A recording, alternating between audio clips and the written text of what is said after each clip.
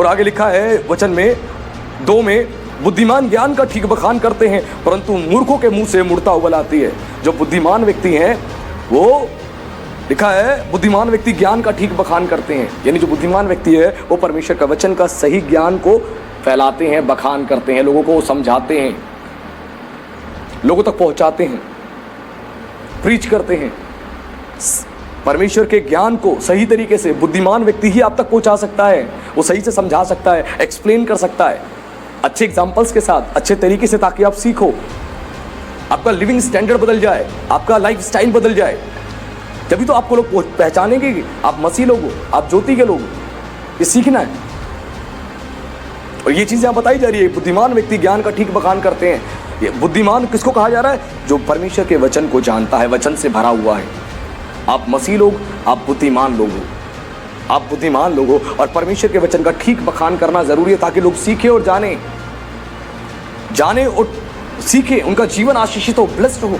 इस बात को समझना है। राजा सुलेमान के विषय में कहा जाता है, राजा सुलेमान इतना बुद्धिमान व्यक्ति था, इतना बुद्धि से भरा हुआ था कि लोगों ने उसकी जब चर्चा को सुना तो दक्षिण की रानी भी मिलने के लिए आ गई, केवल उसको सुनने के लिए, उसको सुनने के लिए। केवल यीशु जब प्रचार करता था, यीशु बुद्धिमान था, वो स्वयं परमेश्वर था, बुद्धि ज्ञान से परिपूर्ण था। जब यीशु प्रचार करता था लोग सुनने के लिए आ जाते थे। उनको पता है कि इसकी बातें हमारा जीवन बदल देंगी, हमारे लाइफ स्टाइल को बदल देंगी। आपकी जिंदगी बदलने के लिए एक वचन काफी है, आपकी जिंदगी बदलने के लिए एक प्रचार काफी है, आपकी जिंदगी बदलने के लिए एक मीटिंग काफी है। केवल एक मीटिंग आपकी जिंदगी को बदल देगी, पूरी तौर से आपकी लाइफ को चेंज कर देगी, अगर आपने उस वचन को ध्यान से सुन लिया और ग्रहण कर लिया तो। और परमेश्वर आपसे खुश होगा, क्योंकि जब वचन को आपने ग्रहण कर लिया, वो वचन आपको अंदर से बदल देगा। और जब अंदर से आप बदलोगे ना, आपकी बाहर की सारी परिस्थितियां बदल जाएंगी अपने आप। हालेलुया। हम अंदर से बदलेंगे तो बाहर से हमारी परिस्थितियां अपने आप बदल जाएंगी, अपने आप। हम अंदर से ही बदले हुए नहीं है तो बाहर से हमारी परिस्थितियां कैसे बदलेगी? अंदर से अभी भी गुस्से वाले हैं, नफरत वाले हैं, जलन वाले हैं, लड़ाई झगड़े वाले हैं, नशे वाले हैं, सारे गलत काम करने वाले, व्यभिचार वाले अंदर से, तो बाहर से कैसे कुछ बदलेगा? जब अंदर से आप बदल जाओगे तो परमेश्वर बाहरी परिस्थितियां आपकी ऑटोमेटिकली बदल देता है, आपको ट्रांसफॉर्म कर देता है।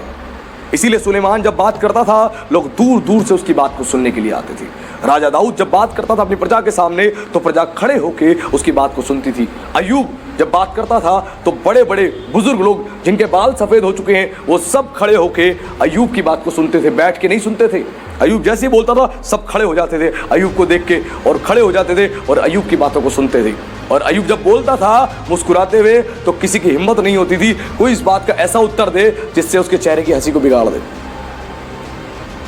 इस्तुफनुस ने जब बातें करी तो सब लोगों ने उसकी बातें सुनी और कोई भी उसको जवाब नहीं दे पाया। क्यों? क्योंकि परमेश्वर के ज्ञान से भरा हुआ था। तो बुद्धिमान व्यक्ति जो होता है वो ज्ञान का ठीक बखान करता है, सही बखान करता है। अभी पिछले दिनों मुझे एक बहन ने फ़ोन किया और बताया, हरियाणा से, उसने फ़ोन करके मुझे बताया कि उनके पास्टर ने उनको एक ज्ञान दिया है, प्रचार किया है चर्च में, और बोला है कि मसीहों को चर्च में नहीं जाना चाहिए, चर्चों में ताले लग जाने चाहिए, दुनिया भर के चर्चों में ताले लग जाने चाहिए, क्योंकि पहले के समय चर्च लगते ही नहीं थे, इसलिए चर्चों में ताले लग जाने चाहिए और चर्च नहीं जाना चाहिए। मैं चर्च के सख्त खिलाफ हूँ। और उसके बाद बोला कि जाके गांव गांव में सब जगह सुसमाचार प्रचार करना चाहिए। हर बार संडे चर्च जा रहे हैं, चर्च जा रहे हैं, चर्च जा रहे हैं, जाके सुसमाचार प्रचार करो तभी तो लोग बचाए जाएंगे। ये उस पास्टर की शिक्षा थी। उस बहन ने बोला कि पास्टर जी जब मैंने आपका प्रचार मैंने सुना पावर ऑफ चर्च के ऊपर जो आपने प्रचार किया था, तो मैं सुन के आशीषित हो गई, मैं सुन के हैरान हो गई और मुझे समझ आया कि चर्च की कितनी बड़ी इंपॉर्टेंस है। और कई वर्षों से वो बहनें चर्च नहीं जा रही, कई वर्षों से। पास्टर महीने में एक दिन आते हैं, विजिट करते हैं, एक दिन मिलते हैं उन लोगों से बस, और फ़ोन पर कभी कभी मीटिंग चलती है और कुछ नहीं। पहले चर्च लगता था, फिर अचानक से पास्टर साहब ने चर्च बंद कर दिया।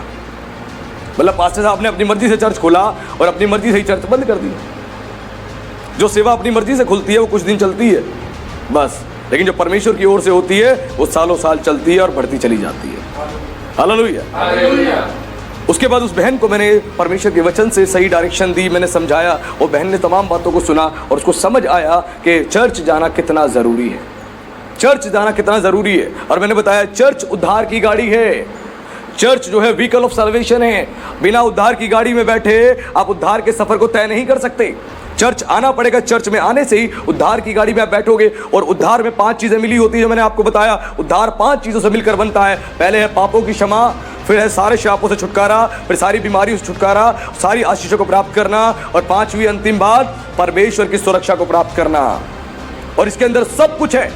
आपकी फिजिकल हेल्थ के लिए भी ब्लेसिंग है, आपके फाइनेंस के लिए भी ब्लेसिंग है, आपके मैरिज लाइफ के लिए भी ब्लेसिंग है, आपके उद्धार के लिए भी ब्लेसिंग है, आपके स्वर्ग जाने के लिए भी ब्लेसिंग है। उद्धार के अंदर सब कुछ आता है। उद्धार केवल ये नहीं कि स्वर्ग जाने के लिए, उद्धार में सब कुछ है। आपके जीवन के लाइफ को बदलने के लिए आपके लिए ब्लेसिंग्स भी हैं, आशीषें भी हैं। और जब उस बहन ने तमाम बातों को सुना तो उसको समझ आया कि सच में हम कहां जा रहे हैं और किस डायरेक्शन में। आज प्रभु के जो दास है उनको जरूरत है परमेश्वर के वचनों को सीखने की और अध्ययन करने की, ताकि अपनी कलीसिया को सिखा सके, समझा सके। आज इस प्रकार की इतनी बड़ी गलत शिक्षा, मैंने बहुत सारी गलत शिक्षाएं तो सुनी, लेकिन इस शिक्षा को सुन के मैं हैरान हो गया। सोचिए, इसीलिए क्या लिखा है, बुद्धिमान जो है ज्ञान का ठीक बखान करते हैं। परमेश्वर का वचन आपको बुद्धिमान बनाता है, और जब बुद्धि और ज्ञान से भरे होते हैं वचन का ठीक बखान करते हैं और लोगों की लाइफ में ट्रांसफॉर्मेशन आती है। और लिखा है, परंतु मूर्खों के मुंह से मुड़ता उबल आती है। परंतु मूर्खों के मुंह से मुड़ता उबल आती है। जो मूर्ख व्यक्ति होता है उसको पता ही नहीं मुझे बोलना क्या है, वो कुछ भी बोलना शुरू कर देगा। एक मूर्ख व्यक्ति के साथ कभी बैठना, वो कभी भी आपसे ऐसी बात नहीं करेगा जिससे आपके जीवन में आशीष आए। मूर्ख व्यक्ति बैठेगा, बैठ के हमेशा चुगली करेगा, बुराई करेगा, इधर उधर की बात करेगा, दाएं बाएं की बात करेगा। ऐसा व्यक्ति होता है मूर्ख। वो अपनी मूर्खता भरी बातें बोलेगा, कुछ ना कुछ बोलता रहेगा, बोलता रहेगा, बोलता रहेगा। उस बात से कोई आपको फायदा नहीं होने वाला, वो मूर्खता भरी बातें बोलेगा। एक मूर्ख व्यक्ति ऐसा होता है, उसके मुंह से मूर्खता जो है उबल उबल के बाहर आती है। और एक मूढ़ व्यक्ति कभी भी आपको सही डायरेक्शन नहीं दे सकता, सही डायरेक्शन नहीं दे सकता। एक मूर्ख व्यक्ति, एक मूढ़ व्यक्ति आपको कभी भी लाइफ में सही डायरेक्शन नहीं दे सकता।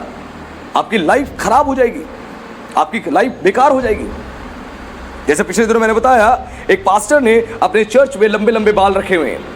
एक पास्टर ने, पंजाब के पास्टर हैं, उन्होंने, मिनिस्ट्री का नाम नहीं लूँगा क्योंकि मेरी आदत है, मैं कभी भी किसी पास्टर का मैं जल्दी से नाम नहीं लेता, क्योंकि मेरी कुछ गरिमा है, मर्यादा है, मैं उन बातों को ध्यान रखता हूँ। तो पास्टर ने लंबे लंबे बाल रखे हैं, और उनके चर्च में जितने पास्टर हैं सब लंबे बाल रखे हुए हैं। और पास्टर ने, जो मेन उस चर्च के अध्यक्ष हैं, उन्होंने बोला कि सबको लंबे बाल रखो, क्योंकि प्रभु यीशु मसीह के लंबे बाल थे। और बोला कि मुझे परमेश्वर ने बोला है, जैसे समसन के बालों में सामर्थ थी वैसे लंबे बाल रखो, तुम्हारे बालों में भी सामर्थ रहेगी।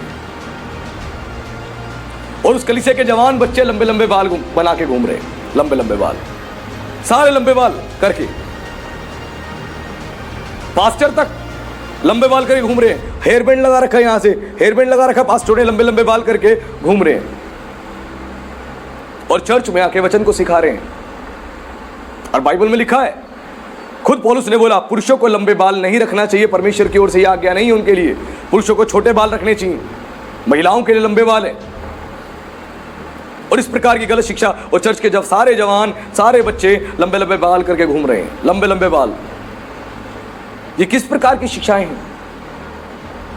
जब वचन की समझ नहीं है, हम कुछ भी किसी को कहना शुरू कर देंगे।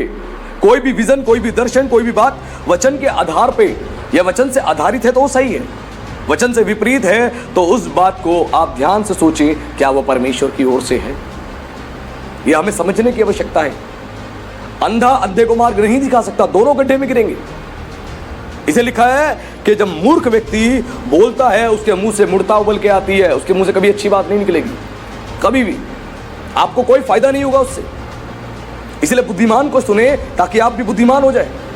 मूर्ख को मत सुने, मूर्ख व्यक्ति को सुनेंगे तो आप भी मूर्ख बन जाएंगे, आपका जीवन भी मूर्खतापूर्ण हो जाएगा, आपको समझ ही नहीं आएगा।